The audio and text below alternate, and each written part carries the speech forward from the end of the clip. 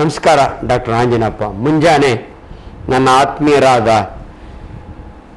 ನಮ್ಮ ರಮಾನಂದನವ್ರಿಗೆ, ಮಿಮಿಕ್ರಿ ರಮಾನಂದ್ ಅಂತಲೇ ಹೆಸರಂತ ಆಕ್ಟರ್ ಆಗಿರ್ತಕ್ಕಂಥ ಅವರಿಗೆ ಒಂದು ಥ್ಯಾಂಕ್ಸ್ ಹೇಳ್ಬೇಕು. ಯಾಕಂದ್ರೆ ನಾನು ಪೇಷಂಟ್ ನೋಡ್ತಾ ಮಧ್ಯೆ ನನಗೊಂದು ಅವಕಾಶ ಸಿಕ್ತು. ಮಗಿ ಪುಸ್ತಕದ ಈ 2 ಸಾಂಗ್ ಕೇಳುವಂಥ ಅವಕಾಶ ಮಾಡಿಕೊಟ್ರು.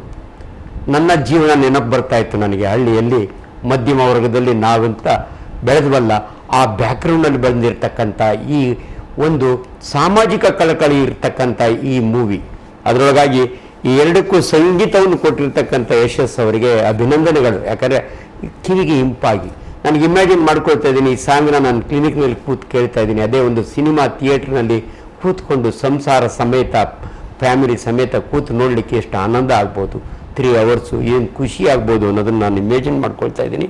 ಹರಿವರ ಹಾಸನಂ ಅವರು, ನಾನು ನೋಡಿಲ್ಲ ಅವ್ರನ್ನ, ಅವರ ಡೈರೆಕ್ಷನಲ್ಲಿ ಬಂದಿರತಕ್ಕಂಥ ಇಡೀ ಮೂವಿ ಒಂದು ಸಾಂಗ್ನಲ್ಲೇ ಕೂಡ ಹೇಳ್ತಾರೆ, ಅನ್ನ ಬೆಂದಿದೆಯೋ ಇಲ್ಲೋ ಅಂತ ನೋಡಲಿಕ್ಕೆ ಒಂದು ಅಗಳಿಚ್ಕೀರೆ ಸಾಕು ಅಂತಾರೆ. ಈ 2 ಸಾಂಗ್ನಲ್ಲೇ ಅವರ ಆ ಕಲೆಯನ್ನು ನಾನು ಅಸೆಸ್ ಮಾಡಿ ಬಂದೆ. ನಾನೊಬ್ಬ ವೈದ್ಯನಾದರೂ ಕೂಡ ನಾನು ಕಲಾ ಆರಾಧಕ, ನಾನು ಕಲಾವಿದ. ಒಳ್ಳೆ ಮಾತಾಡ್ತೀನಿ, ಆದರೆ ನನಗೆ ಆಡಲಿಕ್ಕೆ ಅದಕ್ಕೆಲ್ಲ ಅಷ್ಟೊಂದು ಟ್ಯಾಲೆಂಟ್ ಇಲ್ಲ. ಆದರೆ ಕಲಾವಿದರನ್ನು ಕಂಡ್ರೆ ನನಗೆ ತುಂಬ ಹೆಮ್ಮೆ ಅನಿಸುತ್ತೆ. ಅದರೊಳಗಾಗಿ ನಮ್ಮ ರಮಾನಂದ ಅವರ ಎಲ್ಲ ಸ್ನೇಹಿತರು ಕೂಡ ನನಗೆ ಕೊರೋನಾ ಸಮಯದಲ್ಲಿ ನಾನು ಅವ್ರ ಜೊತೆಯಲ್ಲಿ ಸೇರಿಕೊಂಡು ಎಷ್ಟು ಹೆಲ್ಪ್ ಮಾಡಿದ್ದು ನಂಗೆ ಗೊತ್ತಿಲ್ಲ, ಬಟ್ ನನ್ನಂತೂ ಯಾವಾಗಲೂ ನೆನೆಸ್ಕೋತಾರೆ.